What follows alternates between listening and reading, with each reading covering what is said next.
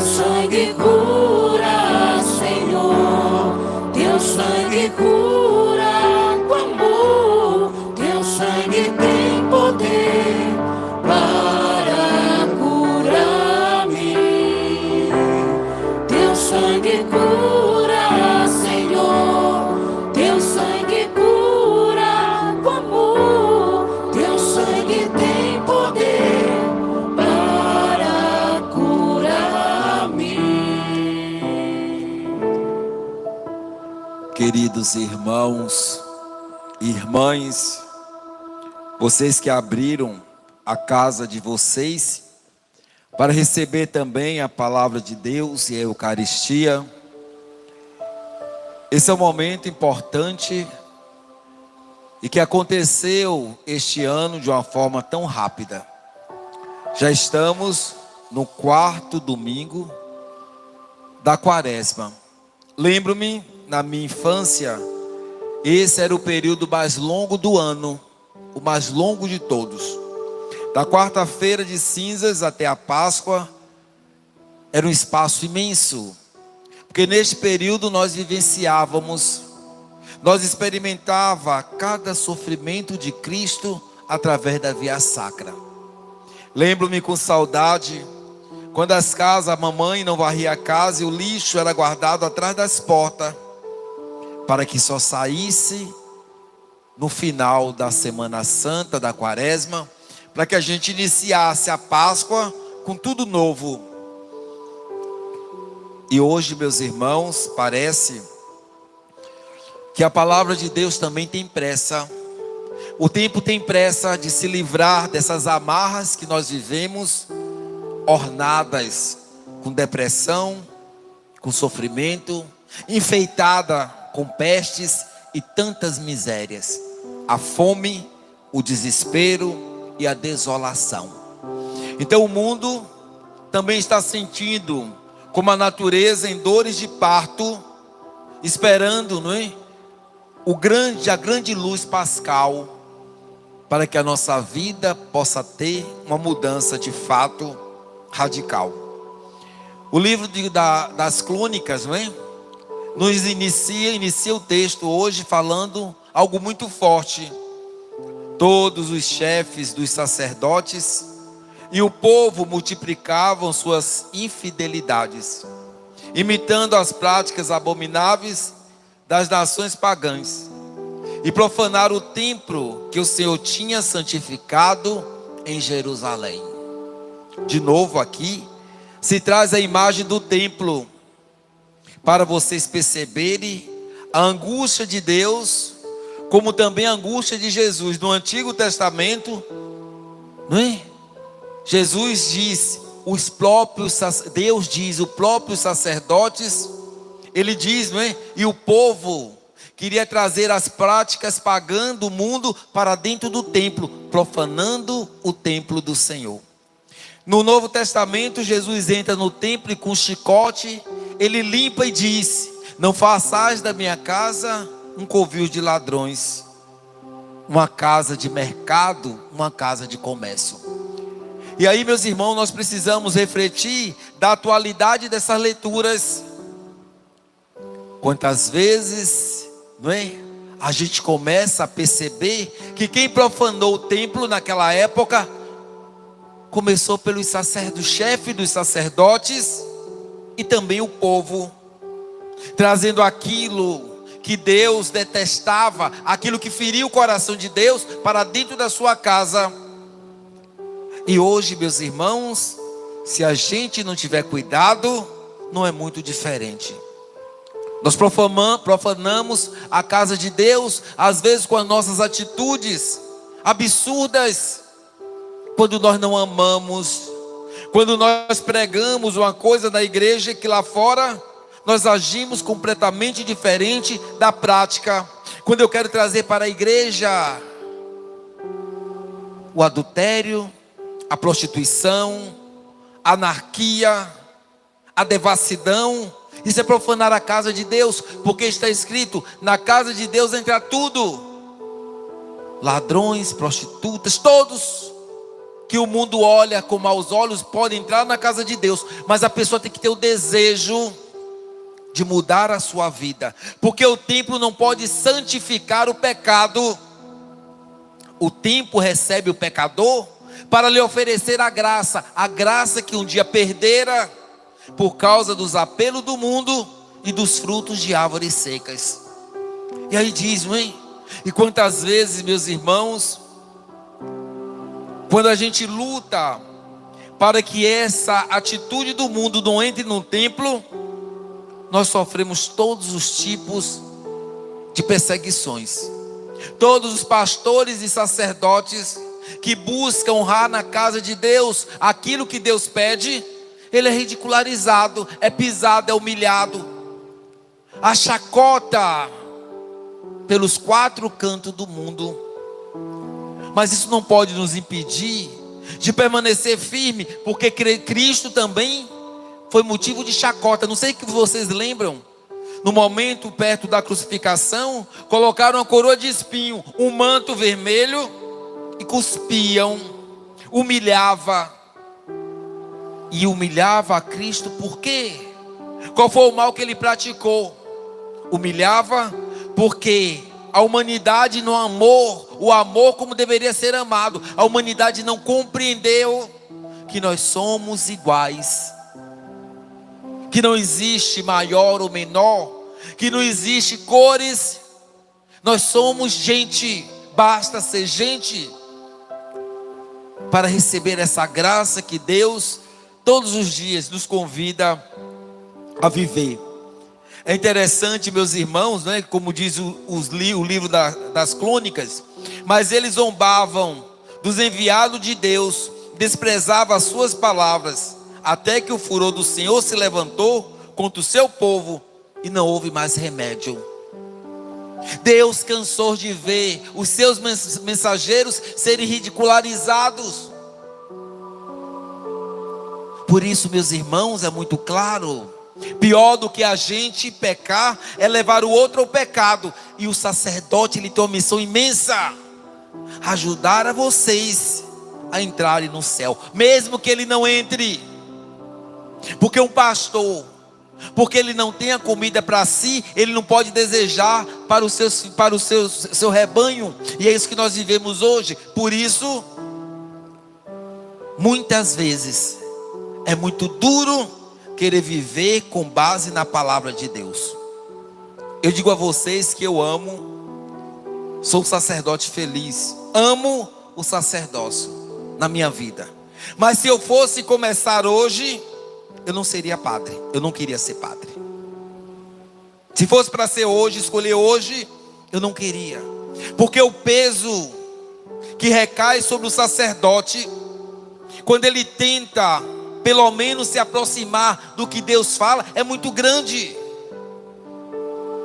As coroas dos espinhos vêm através da difamação, dos nomes da gente, viver em porta de bares, de boates, sei lá onde é que vive, porque o padre é esse e aquilo. Imagine vocês, a nossa cruz diária é o sacrifício que tantas vezes, quando nós olhamos para a humanidade, perguntamos: só por ti, só olhando para a cruz, vale a pena ser um padre, um fiel, um cristão de verdade? Tirando ele, não sobra mais nada, porque a gente chega a experimentar na nossa carne o que o Senhor experimentou na sua alma. Meus irmãos, às vezes hoje eu vejo o povo da Bahia falar da irmã Dulce, não é? Todo mundo ama irmã Dulce, mas irmã Dulce não era vista assim. Irmã Dulce era apontada como a pidona, a mulher chata, até cusparada ela levou na cara. Irmã Dulce não era melhor que a gente, mas ela tinha um diferencial. Ela não desistiu de viver a graça e o amor de Deus na sua vida. Ela não desistiu por causa do mundo se tornar igual a ele, sem sensibilidade, sem amor, sem postura. E é isso que às vezes nós sofremos quando olhamos para a igreja de Cristo e a gente percebe que para que estar em comunhão com o mundo, muitas vezes a gente se submete ao mundo, trazendo a desgraça do mundo para dentro do templo. Existe um Deus que sofre, não é? Existe um Deus, não é? Que não pode abençoar, que não pode santificar as grandes práticas de miséria adotada. E mais dói quando essa desgraça nasce da própria igreja. Dentro da igreja nascerá grandes e pequenas serpentes, mas a porta do inferno não vai prevalecer sobre elas, porque estará sempre alguém a dar um grito diferente, para que a igreja de Cristo permaneça como igreja de Cristo. E lembrar, se o mundo oferecesse tudo o que vocês precisam, nós não estaríamos numa igreja. Para quê? Nós viemos buscar aqui o que o mundo não nos oferece. Mas se eu trouxer do mundo para cá o aborto, o agiotismo, a corrupção, a prostituição, a devassidão, o que é que sobra no templo? Aí a gente entende, não é? Um Cristo tomado por um sentimento humano, a ponto de chicotear várias vezes. Cristo não estava chicoteando o pecador. Cristo estava chicoteando o pecado que fere e mata o coração de quem ama. Por isso que São Paulo diz, não é? Deus é rico em misericórdia. Que apesar de tudo isso, como diz também no Antigo Testamento, Deus tem compaixão deste povo, mas Deus também não vai deixar de cumprir a missão para que esse povo seja santificado. Aí diz aqui: até que a terra tenha desfrutado de seus sábados, ela pousará durante todos os dias de desolação. E hoje nós vivemos desolados. A desolação que nos tira a alegria de viver. A desolação, não é? Que muitas vezes nós somos tomados por sentimentos terríveis. Nos tornamos um povo triste, sofrido, porque nós ainda não entendemos o que diz Teilhard de Chardin nas suas reflexões. Ele diz: nós somos seres espirituais vivendo experiências humanas. Nós não somos seres humanos fazendo experiências espirituais, não. Porque se a gente entende que eu sou um ser espiritual, eu tenho que cuidar do meu espírito, daquilo que alegra a minha alma. O que alegra a minha alma hoje? Não pode ser um carro, não pode ser uma casa, não pode ser comida. Isso ajuda. Mas se eu não tiver nada disso e tiver a paz, eu me sinto um homem feliz e realizado, uma mulher também. Então, quando nós entendemos, ao contrário do que diz Teilhard de Chardin, a gente entende o quê? Não, a vida espiritual é apenas uma experiência. Não, a nossa vida real é a vida do Espírito. Por isso que nós somos tomados de sofrimento, de pranto e de dor. Por isso que nada dá certo. Por isso que nós vivemos caindo e levantando, mais caindo do que levantando. Porque a gente não entende o que diz o documento do Vaticano II. Gauder diz o quê? Queres saber quem tu és? Queres entender o mundo, a tua vida, e resposta para tudo isso? Olha para o homem de Nazaré, olha para o Cristo. E na cruz você é capaz de entender e compreender de fato quem somos nós. Limitados, miseráveis, capazes de fazer atrocidade diante do mundo, capaz de matar, capaz de roubar, capaz de fazer tudo, para que os meus desejos, para que o desejo da minha carne esteja satisfeito. Mas é um grande engano. O nosso corpo é um saco sem fundo. Nada no mundo satisfaz o corpo humano, nada. Por mais que você tenha, mais você vai querer ter. Porque de fato, né, O nosso corpo, ele é insaciável. O evangelho de hoje, não é? Nos lembra a serpente no deserto. Quando Deus disse daquela praga de serpente: faça uma serpente de bronze. Quem olhar para a serpente e crer, será curado. Agora, Jesus diz a Nicodemo: o Filho do Homem será levantado. Será levantado em uma cruz. E ao levantar o Cristo na cruz, todo o sofrimento da humanidade passará pelo seu corpo. Se eu sou crucificado assim, quando eu levanto, minha carne é dilacerada, começa a descer. Todas as dores do mundo aconteceu quando Cristo foi levantado na cruz. Mas as serpentes serviam para curar o corpo.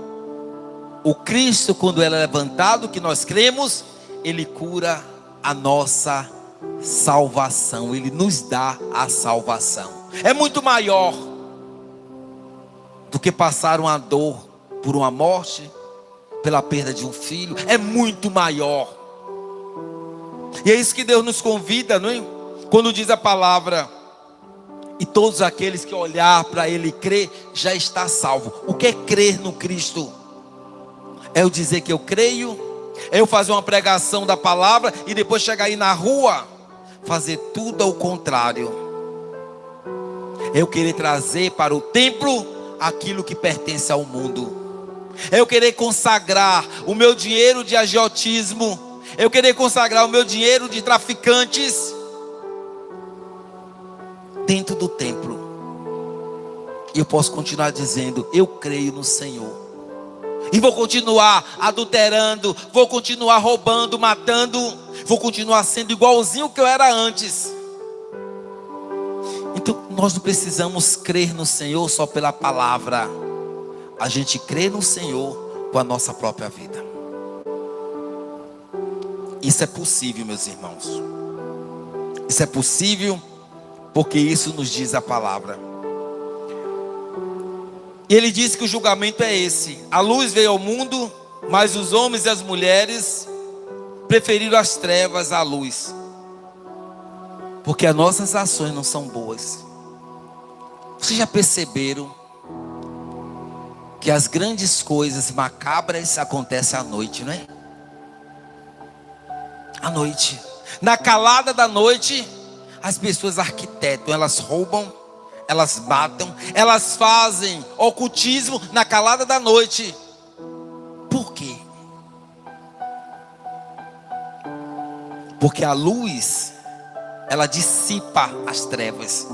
Ontem nós estávamos na comunidade São José. Quando eu acabei de chegar, faltou energia, um breu.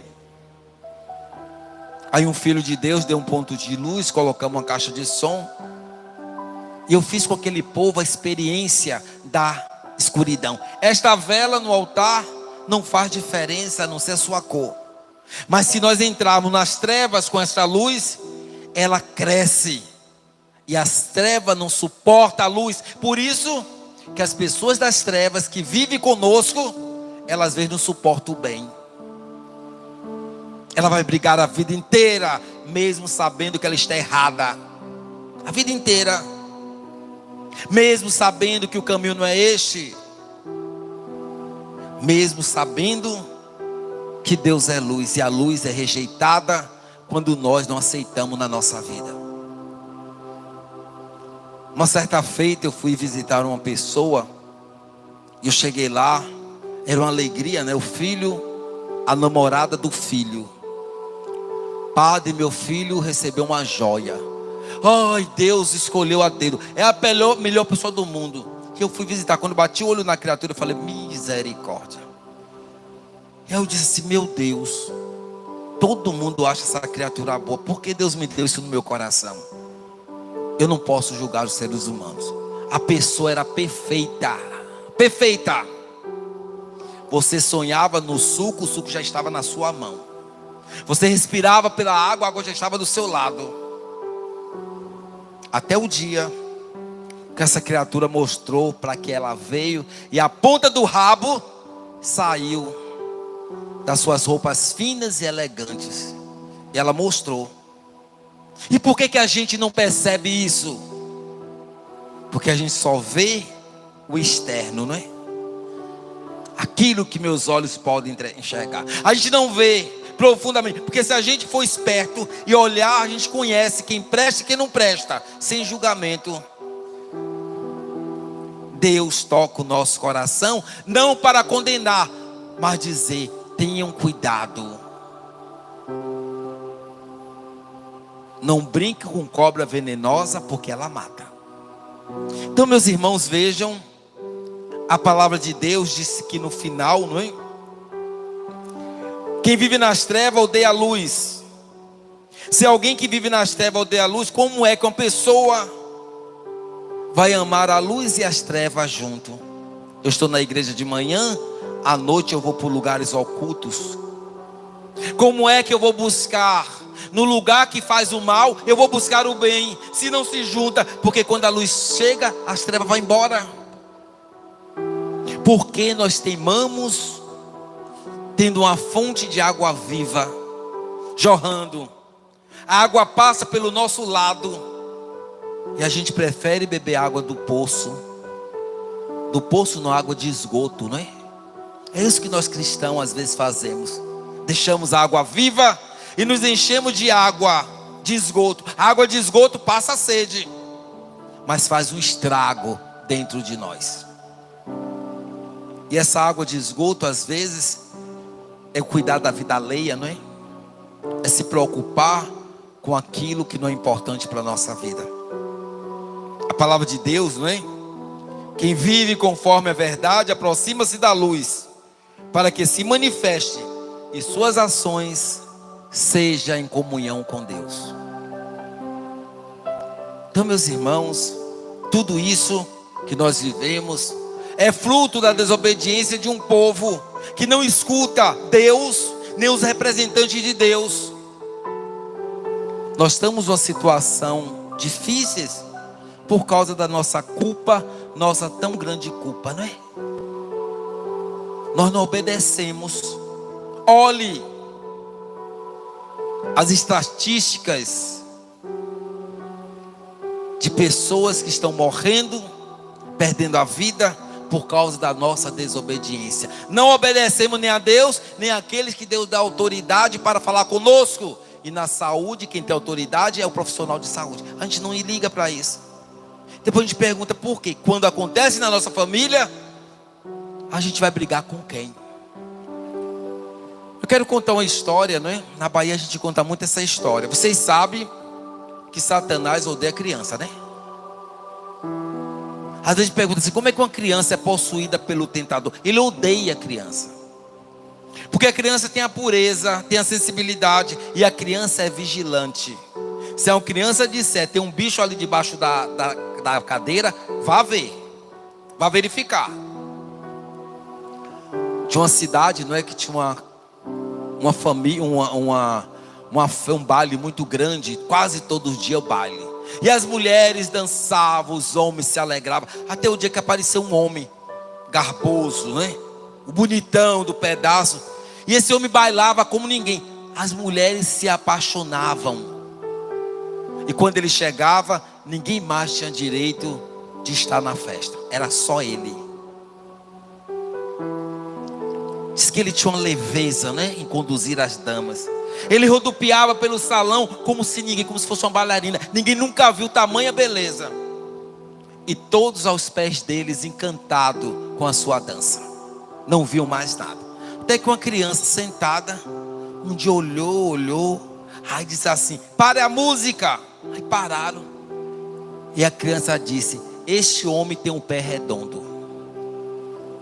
Na Bahia, quem tem um pé redondo é Satanás. Não sei se você já ouviu falar isso. Diz que o pé de Satanás é redondo.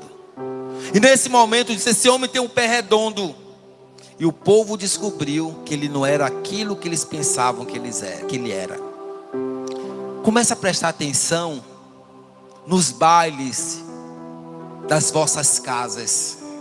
Comece a prestar atenção, não é? Nos bailes que acontecem nas vossas salas. Porque se você estiver sensibilidade e for atento, dentro dos bailes da casa de vocês está cheio de homem de pé redondo.